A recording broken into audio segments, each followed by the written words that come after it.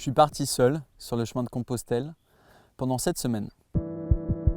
Alors les premiers jours, j'étais super exalté parce que je tournais le dos à toutes mes obligations.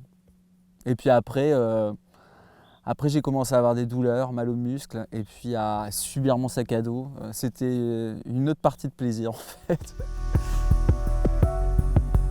Alors je faisais en moyenne 35 km par jour. Ça m'a fait à peu près 1200 km en 7 semaines. J'avais une vie intense, je travaillais dans une entreprise de luxe, je voyageais beaucoup, je faisais beaucoup la fête. Je suis heureux. Je me suis allégé. Je suis tombé sur une carte postale de ma mère. Elle était décédée quelques années auparavant, alors j'ai vu ça comme un signe. J'avais jamais eu envie de partir sur le chemin, puis je pensais pas avoir le profil. Je me suis dit que ça pouvait pas me faire de mal. Des rencontres, de la solitude et un grand dialogue avec moi. Et bah pour une fois, je pensais à rien et ça me faisait des vacances.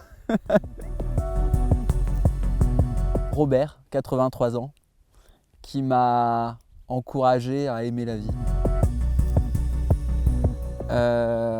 Les mauvais souvenirs qui refont surface, sans hésiter. Je me suis rencontré dans un dortoir et il y a un homme qui m'a fait des avances. J'ai dormi sur un œil. J'ai appris que mon papa allait mourir, et très rapidement. Dans la vie comme sur le chemin, si tu veux avancer, il faut t'alléger. Elle m'a un peu transformé en fait cette nature et aujourd'hui elle m'accompagne encore, j'y pense souvent et ça me repose beaucoup l'esprit. Ouais, le chemin c'est une allégorie de la vie. C'est rarement large et ombragé, plat et sans contrainte. C'est un grand nettoyage, un reset. Alors j'en ai fait un livre parce que j'avais besoin de donner du sens un peu à toute cette histoire, à mon histoire en fait. Et puis j'avais envie, au-delà de mon expérience personnelle, de ce que j'avais ressenti, de le partager avec les autres.